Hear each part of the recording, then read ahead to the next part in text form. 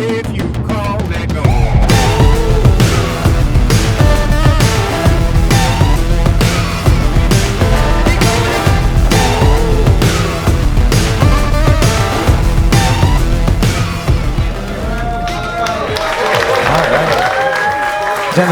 And for the douches, we're going to do a little Q&A here with the douches. So, how long did that take to make? 1 whole year actually of like developing the script, shooting it, editing, post-production. 9 months, right? Dustin, for post-production. Holy cow. How much shooting was it? I know you guys shot for like 2.9 days here. It's technically 4.5 days of shooting. 2 days here, and then 2 days shooting the flashback air and stuff. And then the pickup shots with our child actors, Jack and Coda, we did that for half day. Were there any complications that you ran into during the shoot? Any challenges? No, none at all. Tell us about some of the amazing challenges it takes to put on the Doucheaholics. You're in a place of trust, Dustin, so you can feel free. Yeah, circle of trust. It's a safe space, so you can just speak freely. I plead the fifth. It's safer now, but the challenge was actually keeping everybody there, being able to have improv moments and create a place of trust and freedom with the actors, that we can create a space that people can share different ideas. There is an actor too who had a bit of a problem, and we had to, I'm not going to name that person, but that person leaves the room. We had to literally rewrite the script on set and then pivot and reshoot and be able to go, oh, here's all the directors that we shot stuff, and change the entire story arc halfway through because of somebody having a physical issue. Well, in post-production, I think like the hardest part was at the beginning, all the camera whips.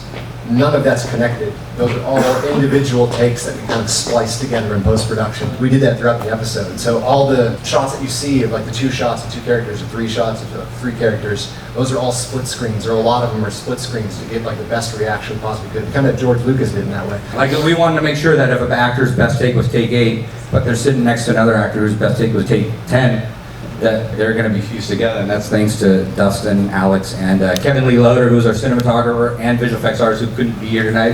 It's them who shape. That's why I was thinking when actors from here get accolades, which they rightly should because they're all talented, they should also, this guy should get a standing applause, because this guy right here, and Alex, Kevin Lee, behind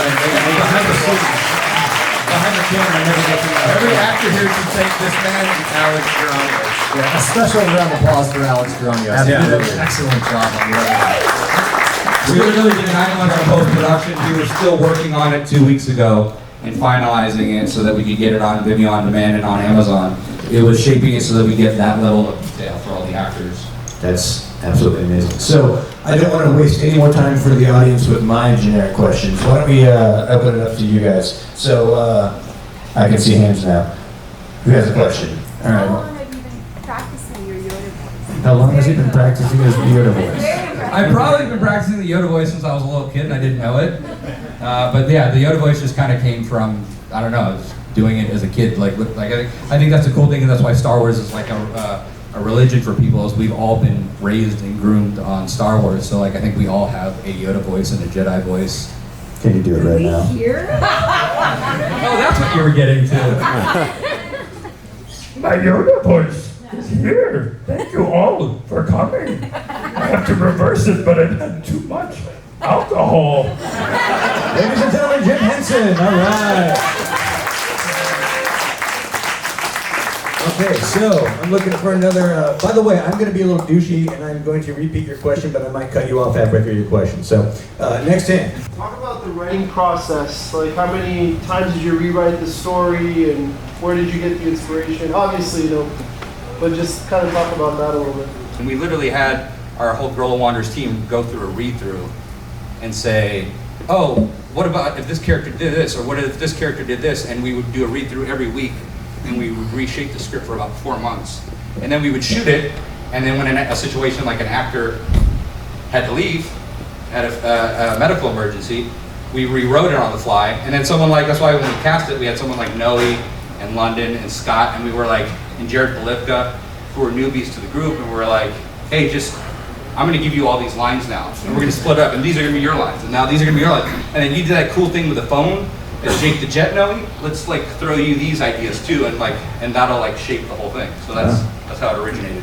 Over there. What can we expect in the special edition? Ooh. Dirty question. The special edition will have practical effects. We'll do the George Lucas thing where we'll add in some more CG, unnecessary CG. So Dustin's already working actively on adding more CG in there, right, Dustin? Walkie-talkie. Walkie-talkie. So that's what you can expect. Yeah. So. All right, I see somebody right over there. So what's the inspiration for like the certain douches? Like, did you spend a lot of time like going out in the world and like trying to like model certain characters? Have you met people?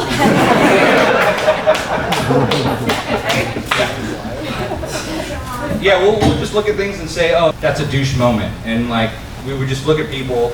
And that's the thing is like we want to do filmmaker douche, and we'll mock ourselves. Star Wars. I mean, this one is mocking for me personally. I think it's mocking all of us too. Is like there's a parody. There's a loving parody of like the stuff he's saying, the crazy level of devotion to something like that. I mean, I love that. I love seeing all our cosplay actors and characters doing this. Like, to me, it's immersing yourself in imagination and immersing yourself in experience and doing it. So it's just a cool thing to be able to play with actors. I don't know if that fully answers the question, but everyone's a douche. Yeah. Whether they know it or not. We all have things about ourselves that are completely doucheaholic.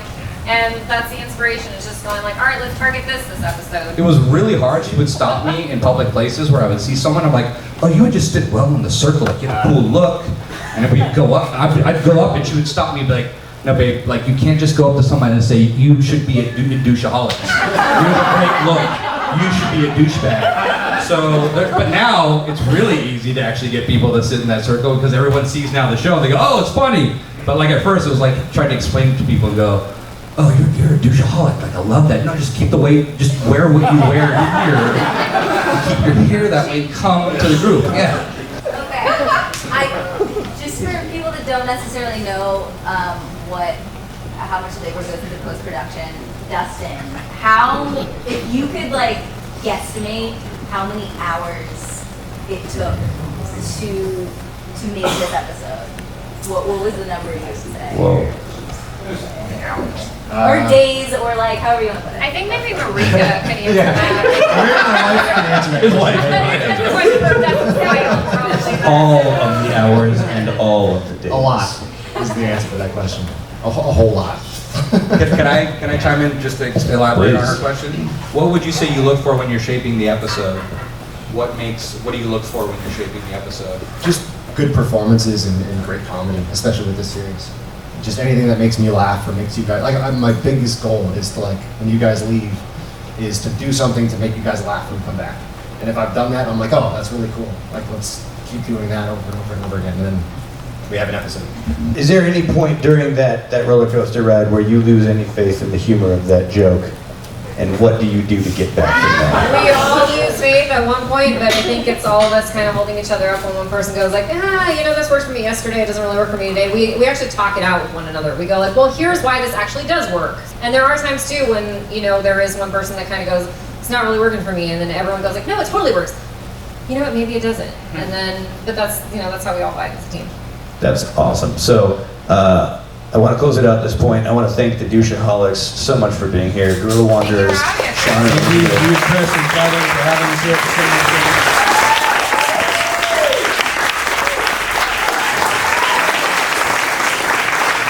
Please give them a big round of applause. Noe, Victor, Marcel, and Sam. Listen, it sounds good and it's funny. Marcel, thank you. Okay. Sorry for part of this season.